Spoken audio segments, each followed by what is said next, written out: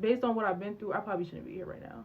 In honor of it being Mental Health Awareness Month, I wanted to share my second story time of like one of my darkest depression stories that I can remember, because I'm pretty sure there's more, but I just don't remember right now. This one was played during that little pandemic they wanted to do. So much going on. Like, if you didn't see my other video, like, I need to make a book of my life eventually, like later in my life, because there's so much stuff that added up during that time. But about 1920 at this point, I just moved in with my ex-boyfriend, my now ex-boyfriend, but boyfriend in the past, so I may say boyfriend on accident. We had just moved in together at 18. Well, I was 18 and he was 19. Just left a toxic, sheltered, overprotective household. If you know what it's like to grow up with an overbearing parent, I was still dealing with the aftermath of them feeling like they still have control over me and that they can, you know, force me to speak to them even when they're being disrespectful. So that was the phase I was at. I was dealing with a lot. Leaving high school, being confused on what to do with my life, toxic relationship on top of that. So I was just overwhelmed. I could not handle it no more. I was depressed for a very long time. Like, I want to say like a month straight. Like, I couldn't go outside. I would experience panic attacks, and I'll talk about that in another video of my panic attack experience. Because I was having the panic attacks, I could barely go outside for months, and nobody knew this. I used to be a hairstylist, and this is why I would stop doing hair for a long time, because I was dealing with this in the background. Like, nobody knew I was dealing with this. Me and my ex-boyfriend, we were sitting outside on our steps because that's the furthest I would go. And I just remember sitting there talking to him. And I remember telling him, just like, I hear you talking. I'm not trying to be rude, but I need to like explain to you what I feel right now. As we're sitting there, I literally tell him, I understand that you're talking to me. We're sitting next to each other. We're having a conversation. But I am so lost right now. I feel so depressed right now. I don't know what life is right now. I basically felt like my soul was outside of my body. Okay?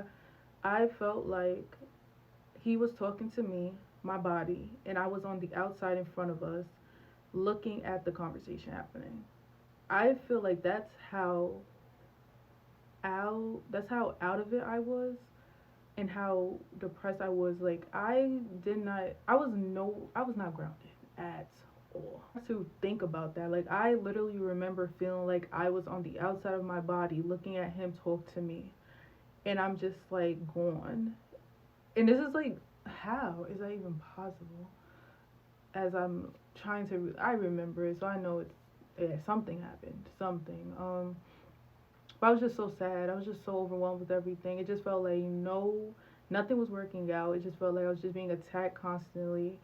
Um, that is that is the second one. I don't even know how to express that properly. That's all I remember saying to him was, I like, you're talking to me. We're sitting right by each other. But I said, but I'm on the outside looking at the conversation, and I can see my body literally just tired. Like, I think it's an out of body experience, but I can't believe how sad someone can feel.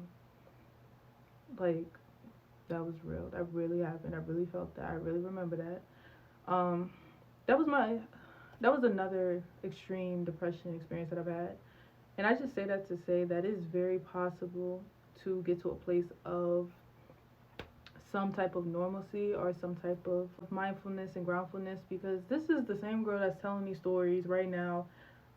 I remember all those things, and I promise y'all, I've been through so much in my life, I just can't remember. Like, I dissociated so much when I was younger.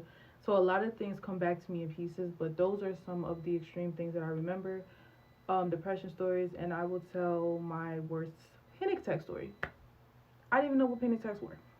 But for anybody currently going through it, if you need a safe place, please comment. If you need words of encouragement, or if you need a safe place to relate to somebody, to see somebody who actively talks about on their mental health and doesn't hide it. Like, I want y'all to know, as I'm fixing my life, rebranding my life, rebuilding my life, I'm coming from a place where based on what I've been through, I probably shouldn't be here right now. But I hope that I can be a place where someone can see that it's possible to get through all the things you went through and get to where you want to get to.